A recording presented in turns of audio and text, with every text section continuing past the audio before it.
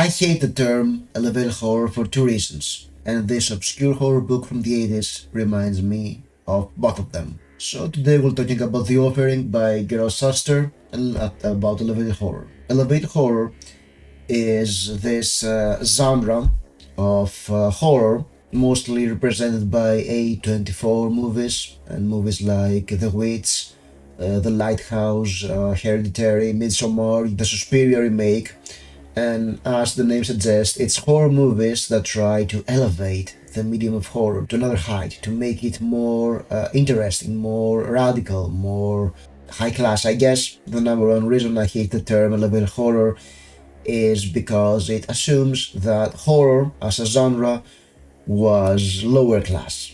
It was kind of lower, and that's not true because a lot of horror from the 70s, the 80s, the 90s, and even before that, it was way more highbrow and way more packed with meaning than what one would suggest. I mean, even when you get to cheap thrill paperbacks like this with a straight razor with blood on the front cover and this heavy metal font on the title, screaming terror, slashing razors kind of tagline, and very short, very cheesy book. You get it and you expect it to be a lot of dumb fun, and when you get to the synopsis, you get this. Richard and Carol Lighton have found a new home in the quiet seaside village of Fred and Gale.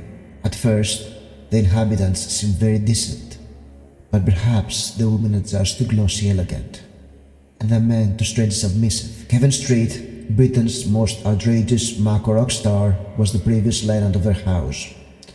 Now he's dead. Why did the village see him as Satan? Or was it possible that their mysterious evil was even greater than his? Then, the real horror strikes, with a hideous reenactment of a past atrocity, and the ice-cold fury of a razor's edge becomes the final nightmare. That's cheesy as fuck, and I got this from a friend who was clearing all paperbacks from his bookshelves, and I just saw the straight edge on the cover and the punk rock, the rock star element of the book, and I was like, yes, this looks way too cheesy and fun, and I want it. It's a book published by Hamlin, always a guarantee for quality back in 1982. And I've read another Gerald Suster book before. It was called The Devil's Maze, I believe, and it was a sort of a retelling of an Arthur Machen story called The Three Impostors, which I have not read, and it was weird. So I was not I was not expecting trashy fun out of one of his books. I was intrigued, and I've read this one. I believe that synopsis in the back is pretty much telling you all the plot when you have read horror, because it's sort of like an inverse Stepford Wives, only with a punk rock star thrown in there. And yes, basically, it's this couple who moves into a house and they learn that an old punk star died, and the husband, Richard, who has his publishing business having troubles, is getting fascinated by the idea and has the records of this Kevin Street guy playing all the time, and his wife cannot take it anymore, and he starts to realize that something is off, that the women are very dominating and very domineering, and they don't like men at all. And yeah, you can guess that already, they're witches who control the men. I mean, come on. Yes, Kevin Street died in a mysterious way, and he suspects that the women killed them eventually. Carl cannot take off the Kevin Street and Richard's sanity unraveling, so she is seduced by the women of this town, into the small town, into maybe accepting them or not. And this horror book is packed with ideas and concepts. It's an embodiment of the masculine and the feminine, and how they're different and how they dominate one another and how they clash. And there's a lot of symbolism. I mean, Gerald Suster is very well known for his non-fiction books about the occult, and his books are very packed with ideas, and I'm really fascinating. I know that there are some more copies of his books flying around. I've seen some of them, but I'm not sure I want to read any more of them, to be honest. I think it gets a bit, it's not as complicated as The Devil's Maid, his debut. That was very complicated, and I want to read that book. So yeah, it's all about the battle of the sexes, how they interact, the power plays they play, about small societies, about witchery, occult, a lot of symbolism. There are a lot of elegant themes to go through into this old school trashy horror novel that looks like this. And that's the first reason why I don't like elevated horror, because it assumes that horror should be something more, something elevated to be good, and it's not. Horror was always a vehicle to express complex ideas, complex concepts, maybe even transgressive ideas or taboo topics. I mean, if you go back to Carmilla, it's about, and I have a whole video about the vampire as the seducer archetype in Dracula or Polydorus the vampire.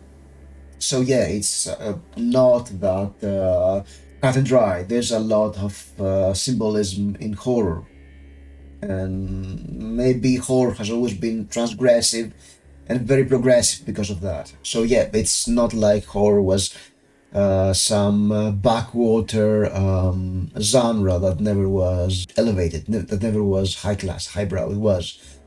And when you use the term elevated horror, it reeks to me what I call as cultural appropriation. When all those hipsters come in and they try to make horror into something that always was, but they just want to, dub it something else so they can feel better about themselves. They can feel that they change this horrid horror genre by infusing it with more high-class aesthetics. And don't get me wrong, a lot of elevated horror movies are great. Not all of them. And this brings me to the second complaint I have with elevated horror as a term. Elevated horror sometimes is bad horror. They may be great movies, made with artistry, packed with a lot of ideas and concepts, but oftentimes the horror is lackluster. And the offering suffers from that. It's not an elevated horror thing. It's a horror thing when you're too preoccupied with the trappings and the things you want to say about the world and people and etc. There's a good chance your horror will feel hollow or forced. And in the offering, this happens a lot. I mean, the concept is fantastic. The ideas that are in this book are great. It goes into this is horror, this is how it works, etc. This is how you have the man and the woman being torn apart by society, by force divides, by their inner worlds and their obsessions and their needs. How the battle of the sexes destroys couples, and the occult being there in the background, being, a force driving a wedge to the couple. And there's a sense of threat and mystery, and even a sense of fragile masculinity, because Richard is not exactly in his most stable state, and neither was Kevin Street. He was a very divisive figure, and as he looks into his death and he plans to write a biography about him, he is starting to see that he was more than this loud punk, Sid Vicious-like rocker. Yes, because there's a big shade of Sid Vicious and his girlfriend Nancy in Kevin Street and his life. I guess Sid Vicious was a big inspiration for this book. You see all those elements coming together, this domineering sorority of witches that are in this small town. They control it. They have their men tied around themselves. There's this Midsommar or the Wicker Man vibe to this, with this altar in the middle of nowhere that is mysteriously covered with flowers, and all this mystery in the houses and how they're set and the world. And yeah, it's basically about the fragile masculinity and how it's threatened by strong female power. But the horror is not exactly there. The horror feels kind of hollow. And yes, there is this climax that is thrilling, but not quite. And this book tries to pack a lot of ideas, a lot of big brain ideas into 150 pages. So it's not exactly working out as a horror novel you can enjoy. It's a fascinating read. You can definitely appreciate what the writer is trying to do, but not what the writer is doing, and that's a big minus. And I feel the same way about a lot of elevated horror.